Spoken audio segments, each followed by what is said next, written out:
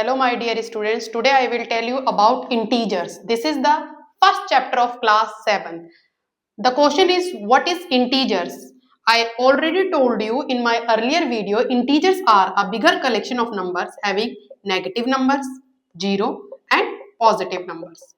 Bigger collection of numbers होता है जिनमें नेगेटिव नंबर्स भी आते हैं, हमारे पॉजिटिव नंबर्स भी आते हैं और जीरो भी आते हैं, उसे हम इंटीजर्स कहते हैं। अब इंटीजर्स में सबसे ज्यादा बच्चों को डाउट आते हैं कि इंटीजर्स का एडिशन में कैसे यूज करते हैं हम।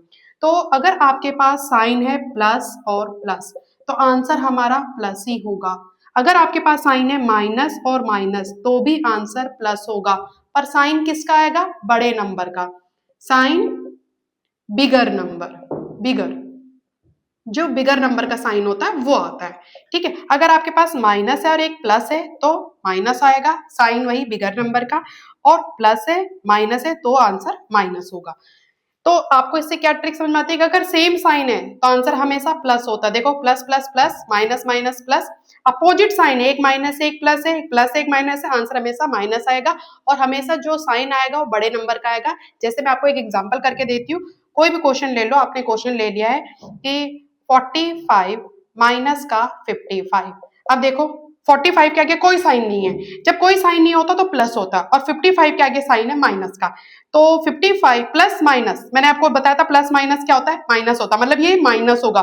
55 में से 45 गया, हमारा बचा 10, और साइन मैंने तुम्हें बताया था हमेशा बिगर नंबर का आएगा, वो सब में फॉलो होता है, इन सब में।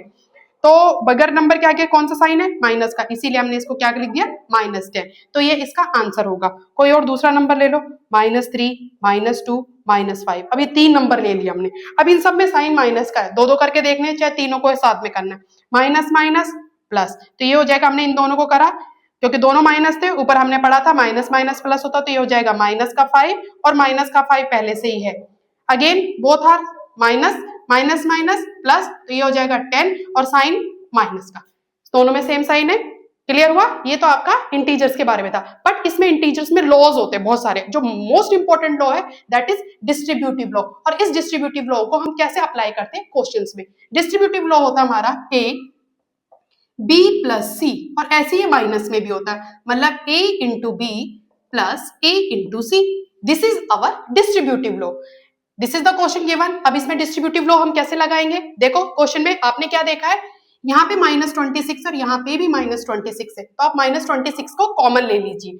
हमने माइनस का 26 कॉमन ले लिया, ब्रैकेट के अंदर आपके पास क्या बचा? 72 और प्लस का साइन, माइनस का 26 बाहर था, अंदर बचा 28। अब देखिए माइनस का 26 एज इट इज, ब्रैकेट का मतलब आपको मल्टीप्लाई करना है, 72 और 28 दोनों को आपने प्लस करा तो आया 100। अब मल्टीप्लाई कर दो तो आ जाएगा 2600 और साइन माइनस का। तो ये आपका आंसर आ गया इस वाले क्वेश्चन का। इस वाले पर आइए, अब इसमें देखो कौन सी चीज आपको दोनों में कॉमन नजर आ रही है? दोनों नंबर में, इसमें और इसमें, बताओ कौन सा नंबर कॉमन है? 20, तो 20 हमने बाहर लिख दिया, अंदर लिखा हमने ब्रैकेट के अंदर माइनस का 16, प्लस का साइन एज इट इज, 20 बाहर था और 14। अगेन हम फॉलो करेंगे इंटीजर वाला जो हमने कॉन्सेप्ट पढ़ा था, माइनस प्लस, देखो हमने यहाँ करा था माइनस प्लस माइनस होता है, तो 16 में से 14 गया, 2 बचा, और साइन मैंने तुम्हें बोला था हमेशा बिगर नंबर का आएगा, बिगर नंबर में 16 के आगे साइन है माइनस का 2। अब इन दोनों को मल्टीप्लाई कर दो, 22 जा 40, साइन कौन सा? माइनस का, क्योंकि यहाँ पे माइनस साइन था। तो ये आपका बेसिक था इंटीजर्स क्लास 7। Thank you.